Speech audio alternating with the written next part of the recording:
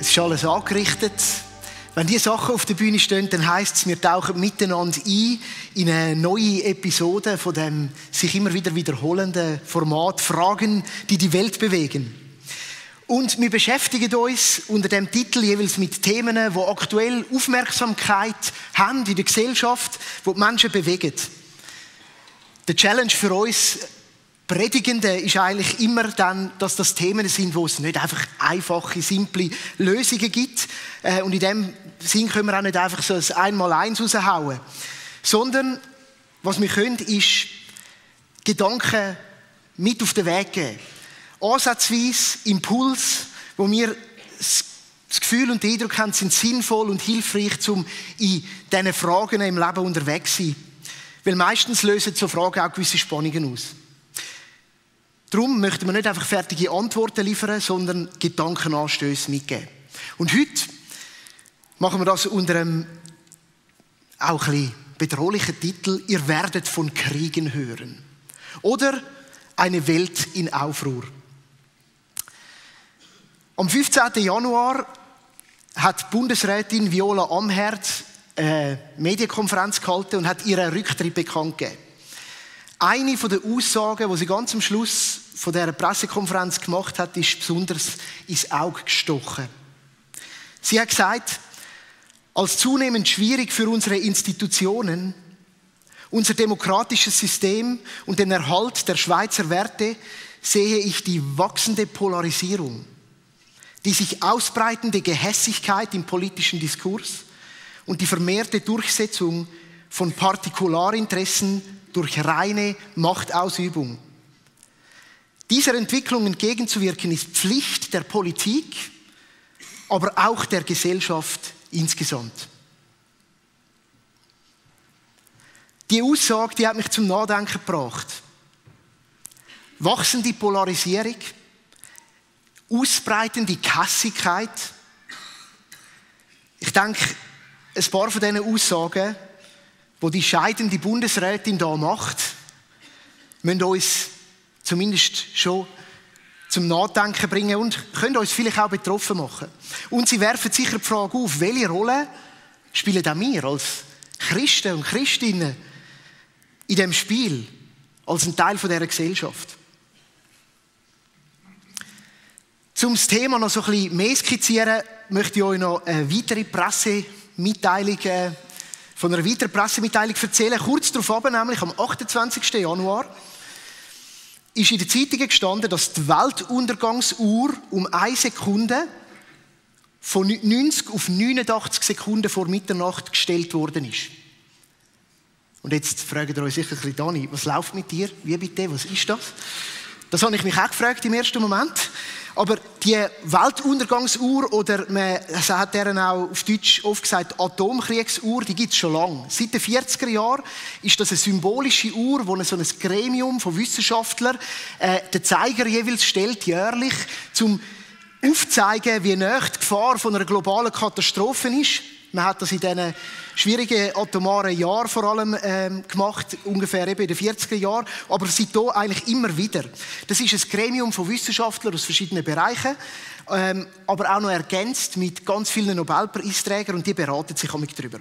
Und damit ihr jemanden seht, wie das so aussieht, habe ich so eine ganz rudimentäre Grafik euch mitgebracht, wo man sieht, seit eben 1947, wie sich die Kurve verändert hat. Jetzt, weil es eben nicht ganz so scharf ist, zum zu zeigen, dort, wo die Kurve hoch geht, dort sind wir weiter weg von Mitternacht gewesen. Und jetzt sieht man, wie wir im Moment so nahe sind wie noch nie. Das ist eine symbolische Einschätzung von Wissenschaftlern, aber ich habe gefunden, es passt irgendwie in die Thematik.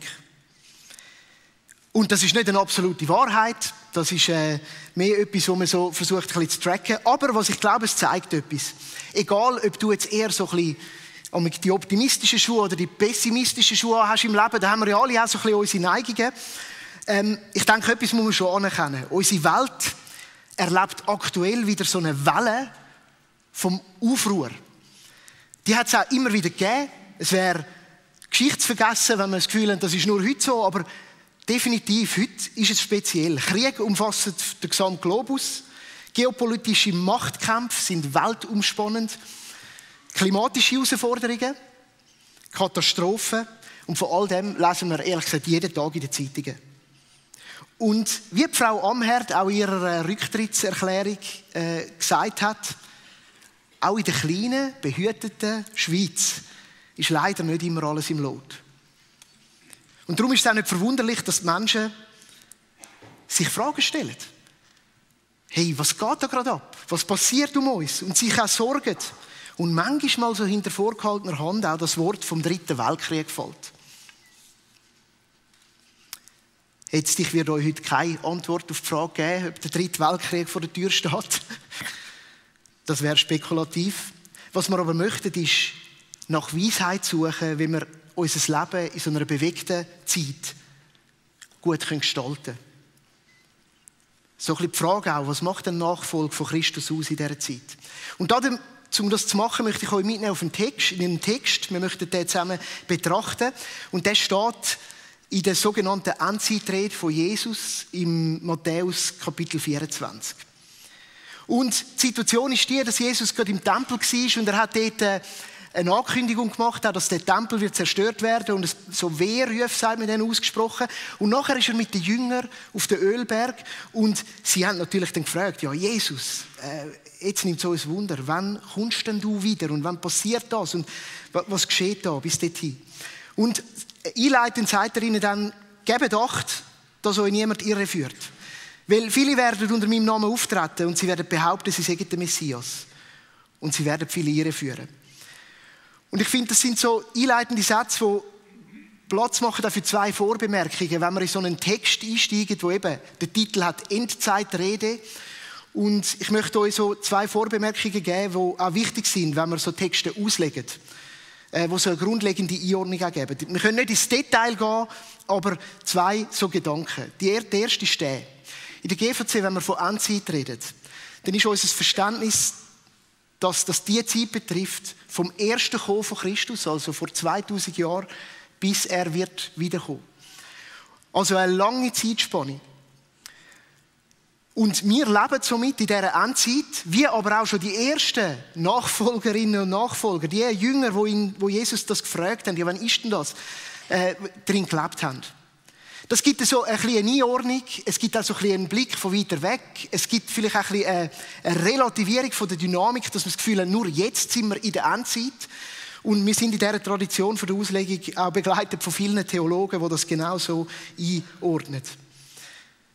Die zweite Vorbemerkung ist die, wir suchen in der Auslegung einen Mittelweg. Bei so endzeitlichen Texten stellt sich immer die Frage, ja, wann erfüllt sich das? Und da gibt es so Auslegungstraditionen. Die einen sagen, das ist schon alles vorbei, weil das hat eine Relevanz gehabt für die Leute, die das damals gehört haben und die Texte, das hat sich schon alles erfüllt.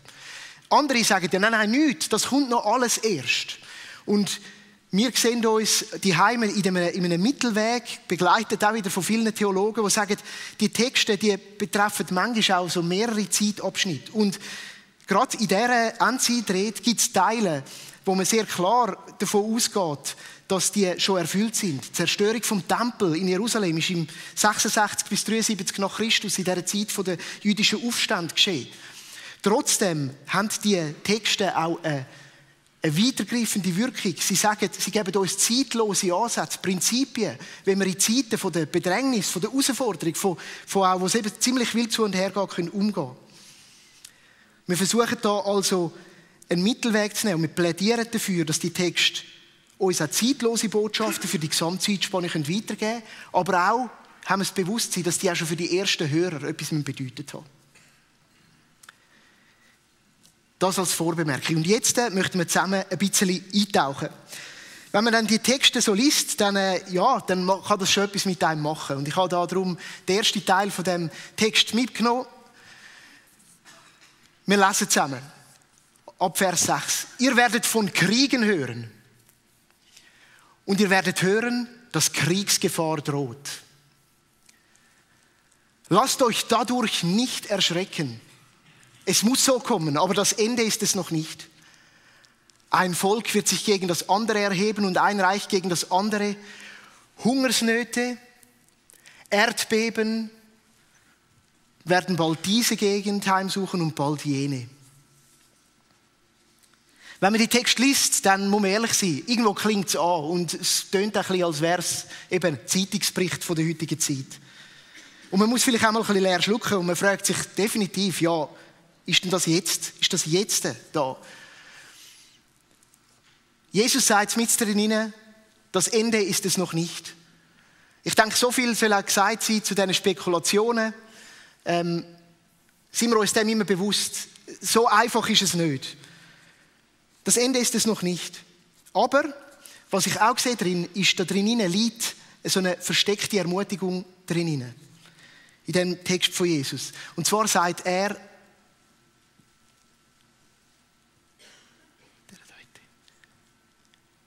lasst euch dadurch nicht erschrecken. Wie so ein Goldnugget, mitten in dieser düsteren Szenerie, sagt Jesus, lasst euch nicht erschrecken. Andere Übersetzungen sagen dem, lasst euch nicht aus der Bahn werfen. Es heisst, lass dich nicht erschüttern, lass dich nicht durcheinander bringen auch, oder? Eine Bahn ist etwas, was auch vorgegeben ist, ein Weg. Aus der Bahn werfen uns Sachen, die einem überraschen. Zum Beispiel IB, dass sie gestern gegen das Tabellenschlusslicht verlieren. Die sind nicht parat gewesen. Und Winti umso mehr. Ich finde die Analogie vom Sport da schon nicht passend. Dass man irgendwie parat ist, wenn man will, nicht aus der Bahn geworfen werden, muss man sich darauf einstellen, dass Sachen passieren können. Und die Frage ist ja schon die, sagt Jesus die Sachen nicht genau darum, damit seine Jünger sich innerlich darauf vorbereiten können. Da geht es auch um eine Haltung vom Paratsein. Lasst euch nicht erschrecken, lasst euch nicht aus der Bahn werfen, lasst euch nicht auf dem falschen Fuß verwischen. Und spannend ist dann auch später in dem Kapitel, im Vers 42, wiederholt Jesus nochmal 2 Sachen, nämlich niemand weiss, wenn ich wieder zurückkomme, aber lebt ein Leben voller Wachheit. Sind parat. Der Coach ruft das zu und sagt, hey, irgendwo müssen wir wachsam sein. So, Bereitschaft erstellen, können wir auch sagen.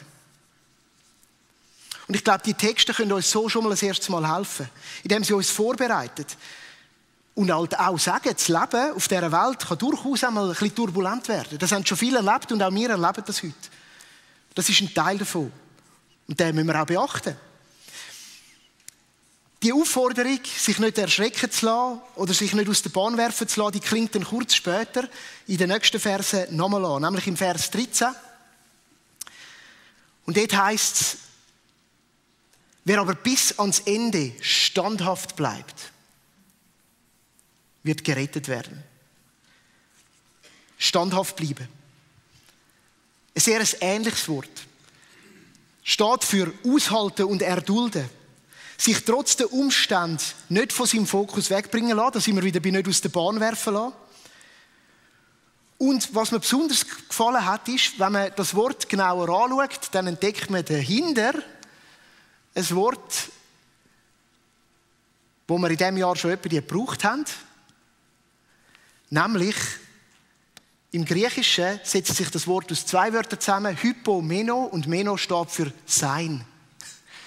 Bleiben, wird da dann im nächsten Wort gesagt. Standhaftigkeit hat damit an einem Ort sein und eben sich nicht einfach gerade wegbewegen zu tun. Und das ist mir so aufgefallen und gefunden, das passt irgendwie, das ist schön. Die Frage stellt sich natürlich dann, ja, in welchen Umständen? Was ist da gemeint? Gegenüber was soll man standhaft sein und sich nicht irgendwie abbringen lassen? Und der Text, das ist wunderbar, der zeigt die Umstände ziemlich schön auf. Der definiert sie ziemlich klar. Da heißt es nämlich, viele werden vom Glauben abfallen. Sie werden einander verraten. Sie werden einander hassen. Falsche Propheten werden in großer Zahl auftreten und viele irreführen. Und weil die Gesetzlosigkeit überhand nehmen wird, wird bei den meisten die Liebe erkalten.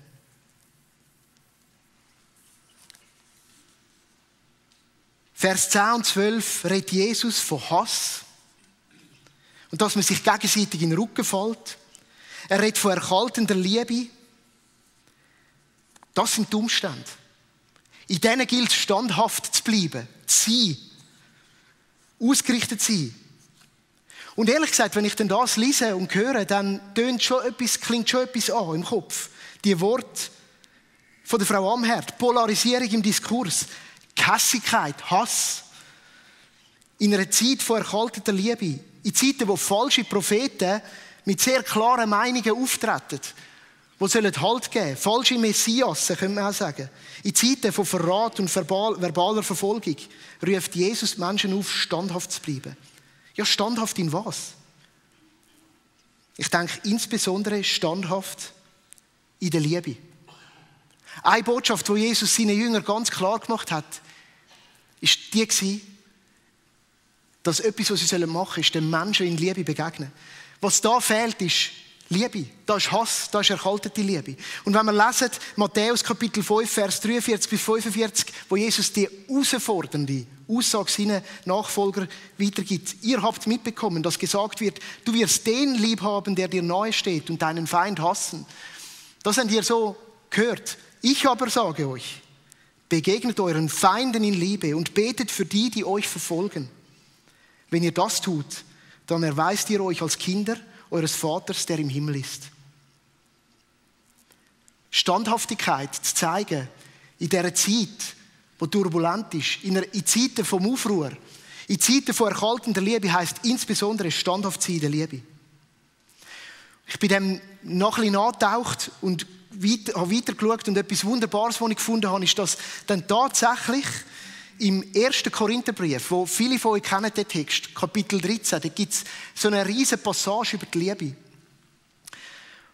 Man nennt sie auch das Hohelied der Liebe, damit ist nicht das alttestamentliche Hohelied gemeint, sondern eben die Passage von Paulus. Und er beschreibt dort hinein, dass die Liebe freundlich ist, neidlos, nicht eingebildet, nicht taktlos, dass sie nicht den eigenen Vorteil sucht, dass sie selbstbeherrscht ist und nicht nachträgend. Und dann hat es einen Schlusssatz, und dort heisst es, alles erträgt sie, in jeder Lage glaubt sie, immer hofft sie, allem hält sie stand. Das ist genau das gleiche Wort, das dort wieder kommt.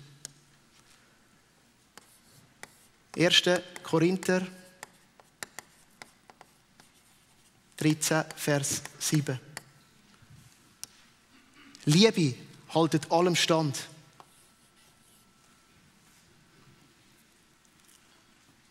Standhaft lieben. Das ist die Ermutigung von Jesus so in diesen Zeiten. Standhaftigkeit scheint als Kernessenz die Liebe zu beinhalten. Und die Weisheit, die in diesem Text unter anderem liegt, wird uns zurufen, dass wir im Sinn der ersten Nachfolger von Jesus standhaft in der Liebe bleiben. Sie ist das Gegenmittel gegen aufkommende Gehässigkeit, Polarisierung und Erkaltung von der Liebe. Wir können die Weltpolitik, also ich nicht, einmal, vielleicht kannst du nicht einfach ändern und die Kriege nicht einfach stoppen, wir wünschen es uns. Aber was wir können ist, jeder von uns und jede von uns, wir können die Verantwortung übernehmen für unser eigenes Leben und für das Maß der Liebe, das da drin vorhanden ist. Und ich denke, das wäre ein Ansatz, um dieser Einladung von der Frau Amherd Folge zu leisten, gesellschaftlich Verantwortung zu übernehmen. Jetzt geht bei euch in den Köpfen bei der einen ab, ja, genau, die Liebe ein bisschen vom Himmel predigen, so schön, oder? Es ist so schön romantisch, voll. Und es ist knallharte Arbeit und mir ist bewusst, es ist nicht ganz so einfach. Und darum möchte ich euch mitnehmen auf 3 so Gedanken und Ansätze, wie wir das machen könnten. Und das Erste, und das ist für uns als Nachfolgerinnen und Nachfolger von Christus entscheidend wichtig ist, die Liebe, die kommt nicht aus uns selber. Die Liebe ist ein Geschenk. Gottes Liebe trifft uns als erstes. Im 1. Johannes steht, seht doch, wie groß die Liebe ist, die uns der Vater erwiesen hat. Kinder Gottes dürfen wir uns nennen und wir sind es tatsächlich. Gott hat uns zuerst geliebt. Er hat uns seine Liebe gezeigt, indem er Jesus in die Welt gesendet hat. Und um Liebe weiterzugeben, ist es entscheidend, dass wir uns dieser bedingungslosen Annahme von Gott bewusst sind. Ich möchte euch das zeichnen. Grundlegend ist, dass wir auf einem riesen Boden von der Liebe stehen. Ohne den können wir nichts aus uns. Wir sind angenommen. Gott liebt uns. Seine Liebe trägt uns. Seine Liebe hat den ersten Schritt auf uns zugemacht. Sie ist aufopferungsvoll, hingebungsvoll. Die Liebe ist Gottes Kraft, die an uns wirkt als allererst. Und mein Gebet ist, dass du dir dieser Liebe bewusst werden kannst. Weil es ist sehr schwer, anderen Menschen in Liebe zu begegnen, wenn du dich selber nicht angenommen, nicht geliebt fühlst. Das ist die Grundlage von allem. Uns immer wieder an dieser Liebe auszurichten, standhaft zu sein in ihr auch zu bleiben.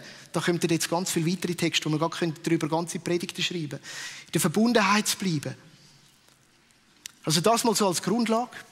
Die Liebe ist unser Fundament. Und dann gibt es weitere mögliche Ansätze. Und einer von diesen Ansätzen, wo man in der Konfliktbewältigung immer wieder davon redet, ist der, dass es sehr hilfreich ist, wenn du da stehst und Menschen anschaust. Menschen, die vielleicht auch du ein Problem mit ihnen hast.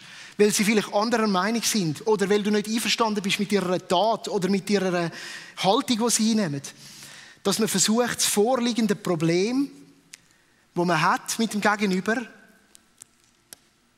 nicht, dass man es versucht zu trennen von der Person. Weil oft sehen wir dann eigentlich das Problem da drüber oder die Tat und wir nehmen den Menschen gar nicht mehr wahr. Die Haltung kann das sein. Und alles, was passiert ist, wir sehen nur noch, was die Person tut, was sie macht. Es weckt in uns Wut, Hass, Unverständnis. Und in der Konfliktbewältigung redet man davon, dass es ein entscheidender Schritt ist, zu versuchen, das zu trennen. Und der christliche Glaube, der gibt uns genügend Grund dazu. Das Gegenüber ist immer mehr als das, was wir einfach sehen. Das Gegenüber ist in erster Linie, wie du und ich, ein geliebtes Kind von Gott. Das hat auch Liebe vom Vater. Das müssen wir sehen. Und wir müssen versuchen, die Sachen, die uns hindern daran zu trennen, die sind schon da. Da ist vielleicht eine Tat, da ist vielleicht eine Haltung, die uns nervt, stresst. Aber lass uns versuchen, das zu lösen. Lass uns darum beten, dass wir Menschen mit Gottes Augen sehen können. Lass uns Gott da an unserem Herz arbeiten lassen. Dass Menschen, die uns im Konflikt gegenüberstehen, die uns nerven. Und ich meine einfach die alltäglichen Geschichten, die uns aufregen, die uns stressen. Jeder Mensch ist ein geliebtes Kind von Gott. Das ist die biblische Menschenwürde, die er jedem gibt. Und etwa die Mal fällt es uns schwer, das zu trennen. Das ist entscheidend wichtig. Um es noch ein bisschen konkreter werden zu lassen, ein dritter Ansatz. Aus der Verhandlungsführung und aus der Konfliktbewältigung. Und der ist immer auch hilfreich. Viele von euch, sicher auch so die Leute, die im Business sind oder mit Menschen arbeiten, haben schon gehört, dass das präsentierte Problem, das jemand einem vorbringt, oft nicht das eigentliche Problem ist, sondern dass es tiefer liegende Sachen sind, die einen beschäftigen. Wenn man, das wärst jetzt du und das ist die andere Person, einer Person begegnet, die eine Haltung hat oder eine Position und die ist vielleicht unterschiedlich von deiner Position. Du hast eine Position. Dann sehen wir vordergründig oft genau das, was da passiert, nämlich, dass es eine Distanz gibt und da drin ist viel Platz für Erkaltung. Da drin ist, wir sehen es einfach anders, wir argumentieren darüber, wir streiten darüber. Und es ist lohnenswert, versuchen, tiefer zu tauchen. Meistens ist mehr darunter vorhanden. Ich versuche das hier zu illustrieren, auf dem Boden, wo wir stehen, wo auch das Sichtbare definiert, aber da unten gehen die Personen eben weiter. Und da unten gibt es plötzlich Deckungsflächen. Und wenn wir versuchen, bei allen von uns, hinter Positionen und Haltungen und Meinungen, die wir einnehmen, da liegen meistens irgendwelche Interessen oder Anliegen, die wir tragen. Manchmal werden die auch noch oberflächlich sichtbar, aber es geht tiefer. Darunter haben wir alle Wünsche.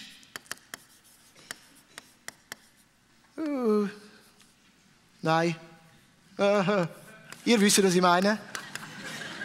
Und Bedürfnis. Bedürfnisse.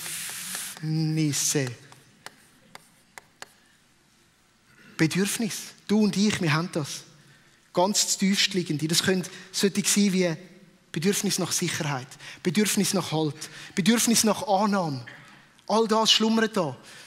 Wenn es uns gelingt, von dieser Distanz da oben weiter runterzutauchen und da unten das wahrzunehmen, das vielleicht einmal zu erfragen beim Gegenüber, dann entsteht da etwas. Eine Brücke. Dann werden wir zu Brückenbauern, wo wir da unten durchbauen. Ich kribbel noch ein bisschen mehr drüber, aber ihr versteht, was ich meine. Die Brücke, die läuft da unten durch. Weil da unten entdecken wir auch immer mehr Deckungsflächen miteinander. Manchmal haben wir die genau gleichen Bedürfnisse. Sie drücken sich im Anliegen ein bisschen anders aus. Die Kunst ist, ja, wie kommen wir da runter? Auch letzte Woche ist auf SRF ein Artikel gekommen, der beschreibt, dass das Zusammengehörigkeitsgefühl in der Schweiz leider stark abgenommen hat. Dass man sich distanzierter fühlt. Seit ein paar Jahren hat sich das entwickelt, dass Menschen sich darum auch viel mehr zurückziehen. Und ihr könnt selber das mal lesen, ihr findet es sicher im Detail. Aber es hat dann auch so ein paar Ansätze, die helfen würden. Und man hat auch die Menschen befragt. Ja, was würde denn ihnen helfen, um sich zugehörig zu fühlen? Und etwas vom meist genannt war, wenn man miteinander isst. Zusammen essen. Gemeinschaft am Tisch. Und mich hat es irgendwie inspiriert. Gemeinsames Essen.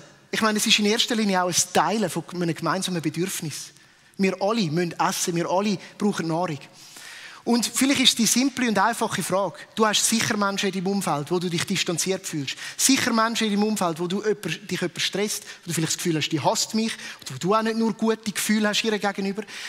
Egal wie näher oder wie weit es ist. Wie wäre es mal mit einer Einladung zum Essen? Weil beim Essen kann man reden miteinander. Beim Essen kann man austauschen. Beim Essen kann man einander wahrnehmen. Ich habe das irgendwie einen kreativen, praktischen Ansatz gefunden, den ich euch gerne mit auf den Weg geben will. Jetzt, mir ist klar, das Ganze ist härteste Arbeit. Das geht nicht einfach vom Himmel. Umso wichtiger finde ich, dass wir uns klar und bewusst sind, das Fundament davon ist, dass Gott uns zuerst liebt. Ist, dass er uns begegnet und uns zeigt, dass wir wertvolle Geschöpfe sind. Auf dem stehen wir und daraus können wir uns bewegen. In meinen Vorbereitungen bin ich auf eine interessante Figur gestoßen aus der jüngeren Kirchengeschichte. Mir ist sie völlig unbekannt gewesen. Die Frau heisst Chiara Lubich und hat hauptsächlich im letzten Jahrhundert gelebt. Und sie war eine Nonne im Orden der Franziskaner und Gründerin der Fokolarbewegung, für die von euch, die das etwas sagt. Die Bewegung zählt zu den geistlichen Erneuerungsbewegungen in der katholischen Kirche und über den Globus verteilt fühlen sich etwa 2 Millionen gläubige Menschen, nicht nur aus der katholischen Kirche, dieser Bewegung verbunden und zugehörig. Die Bewegung hat ihren Fokus darauf gelegt, wie gelebte Liebe zu Gott und zum Nächsten kann aussehen und was sie bedeutet.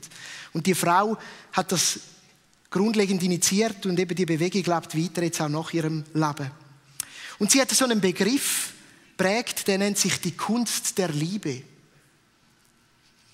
Und darin definiert sie verschiedene Punkte, was die Kunst ausmacht. Und ich möchte, um so noch richtig in unserem Alltag landen lassen, uns auf 3 von diesen Punkten mitnehmen. Und dazu werden wir nachher auch Fragen eingeblendet haben, wo ihr euch konkret fragen könnt, was würde die Kunst von der Liebe in eurem Leben, in eurem Verantwortungsbereich, im Privaten, aber auch in dieser Gesellschaft bedeuten. Ich möchte kurz einfach die 3 Aspekte nennen, 2, 3 Gedanken dazu geben, auch nochmal Verbindung schaffen zu dem, was wir angeschaut haben, weil das ist verwoben zusammen und dann euch gerne diesen Fragen aussetzen. Ein erster Weg, die Kunst von der Liebe zu leben, ist, dass die Fokolarbewegung sagt, wir sind berufen, alle Menschen zu lieben. Jeder Mensch ist ein geliebtes Kind von Gott. Und ich merke schon, das fordert mich wirklich raus. Weil ich habe meine Kategorien, für was jetzt richtig und gut und so ist. Und eben, ich sehe vieles auch, das Äußere bei den Menschen. Was für eine Challenge, alle Menschen zu lieben. Hey, für das müssen wir beten, dann müssen wir uns aussetzen. Dazu brauchen wir die Liebe von Gott erfahren. Das Zweite ist, der Aspekt von der Kunst von der Liebe, dass wir nach dem Vorbild von Gott als Erste lieben. Liebe fällt recht, nein, nicht immer einfach, aber fällt leichter, eben wenn man zuerst mal mit Liebe überströmt wird. Der Challenge, wo uns der christliche Glaube gibt, ist, ob wir die sind, die den Weg auf uns nehmen. Gott hat es als Erster gemacht, er hat seinen Sohn geschickt, er hat den Weg auf sich genommen. Wo dürfen wir uns entscheiden dazu, als Erste zu lieben? Das ist hingebungsvolle Liebe, das ist ein Schritt. Das kann sein, stell dir das mal vor, in deiner Partnerschaft. Ich meine, es ist so simpel und so schwierig zugleich. Es kann sein, im grösseren Kontext, der Familie, in dem Berufsumfeld, als erste Liebe. Und der dritte Ansatz, wo wir nachher eben noch Fragen dazu sehen, ist, Liebe konkret werden lassen. Konkret lieben. Was ist eine kleine... Wie drückt sich Liebe am Ende aus? Es geht da, glaube ich, viel darum, dass wir versuchen zu verstehen, wie empfängt der andere Liebe. Es gibt da die Sprachen der Liebe. Ich glaube, es muss uns interessieren, weil wenn Liebe muss konkret werden, dann muss Gegenüber sie erfahren. Und das bedeutet auch nicht für jedes das Gleiche. Man redet auch manchmal von Zeit, Liebe, buchstabiert sich Zeit. Man redet aber auch da, dass es einfach ganz viele Ausdrucksformen gibt. Und es muss unser Anliegen sein, das können dem Gegenüber zu zeigen, indem wir es praktisch werden lassen. Indem wir der Liebe auch einen Ausdruck geben und nicht einfach eine selige Haltung, die wir einnehmen. Ich möchte euch jetzt diese Fragen aussetzen, zu jedem von diesen 3 Aspekten. Alle lieben, als erste lieben, konkret lieben. Hat es je 2 Fragen, die dir helfen sollen, auch das in deinem Alltag zu reflektieren. Wir nehmen uns einen kurzen Moment Zeit und ich möchte beten zum Abschluss.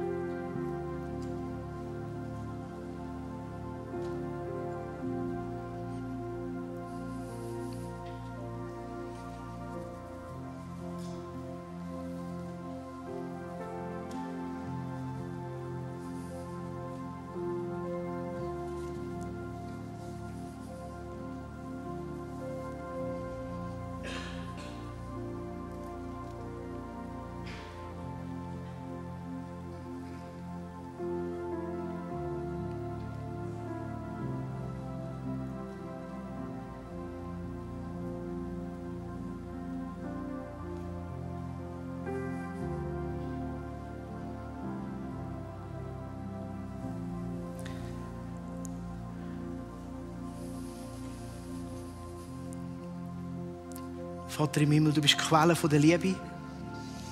Und als allererstes beten wir dich heute, dass wir deine Liebe erfahren dürfen. Auch in dieser Welt in Aufruhr.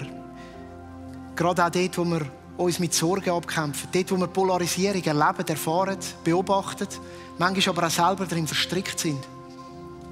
Begegne uns mit deiner Liebe. Wir beten darum, dass wir eine Gruppe von Menschen sein können, die standhaft ist. Standhaft in der Liebe. Die sich nicht von diesen Stürmen hin und her ziehen, hin und her reisen, wo sich dem widersetzt, wo Menschen nicht mehr als wahre Menschen und geliebte Kinder von dir angeschaut werden. Ich bete, dass du uns da die Augen dazu öffnest, dass du uns brauchst. Und ich bete ganz besonders, dass du uns auch erfahren lässt und uns zeigst, wo wir konkret lieben können. Wie das aussehen im Alltag. Das ist nicht spektakulär öffentlich, das ist manchmal ganz unspektakulär klein. Befähige uns, hilf uns und lass uns so die Revolution von der Liebe auch vorantreiben. Wir bitten dich, dass wir so auch zu Ankerpunkten werden in dieser Gesellschaft, zu Menschen, die wahren Unterschied machen. Wir bitten dich, dass du unsere Herzen bewahrst, dort, wo uns Sorgen überwältigen, dort, wo uns die Weltlage auch beunruhigt. Danke, dass wir in deiner Liebe verwurzelt sein können. Amen.